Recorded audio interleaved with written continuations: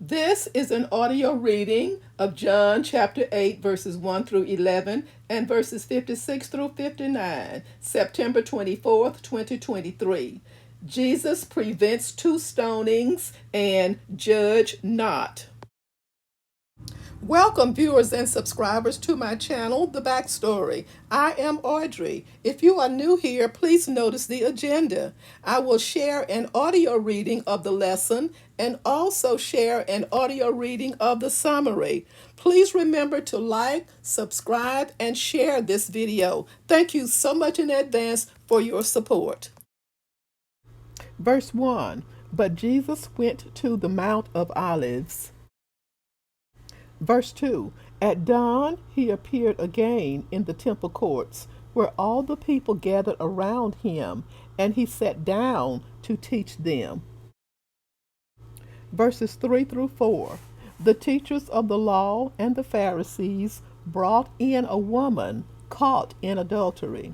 They made her stand before the group and said to Jesus, "Teacher, this woman was caught in the act of adultery." Verse 5. In the law, Moses commanded us to stone such women. Now, what do you say? Verse 6. They were using this question as a trap in order to have a basis for accusing him. But Jesus bent down and started to write on the ground with his finger. Verse 7. When they kept on questioning him, he straightened up and said to them, "Let any one of you who is without sin be the first to throw a stone at her." Verse 8. Again, he stooped down and wrote on the ground. Verse 9. At this, those who heard began to go away one at a time, the older ones first, until only Jesus was left, with the woman still standing there. Verse 10. Jesus straightened up and asked her, "Woman, where are they? Has no one condemned you?" Verse 11. "No one, sir," she said. "Then neither do I condemn you," Jesus declared. "Go now and leave your life of sin." Verse 56. Your father Abraham rejoiced at the thought of seeing my day. He saw it and was glad. Verse 57. You are not yet 50 years old, they said to him, and you have seen Abraham. Verse 58.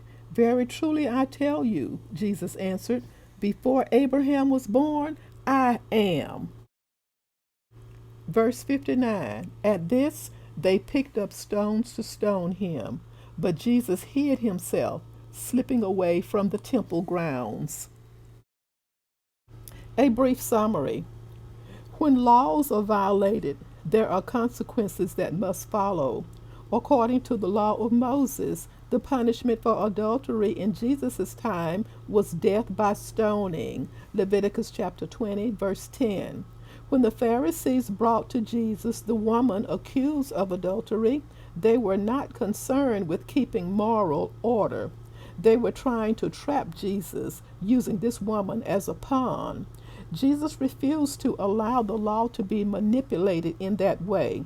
According to the law, the man involved in the act of adultery should also have been stoned.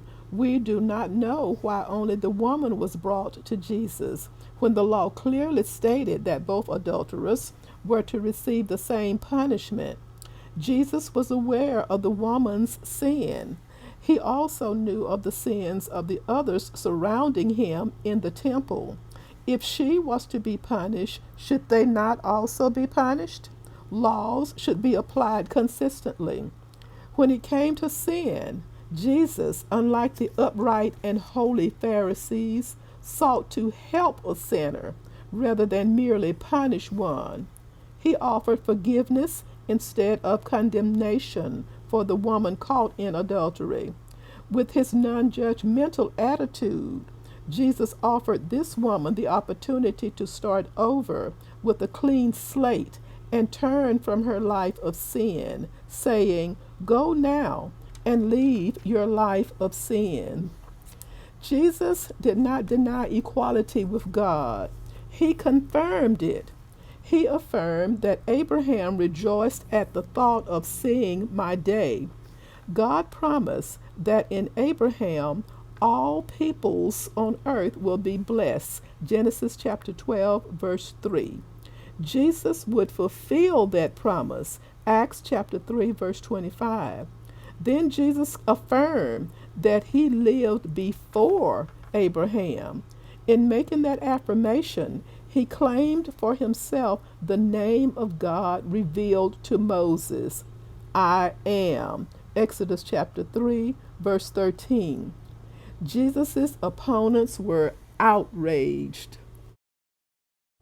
Thank you so much for watching. Join me soon for the next backstory. Stay safe and may God bless.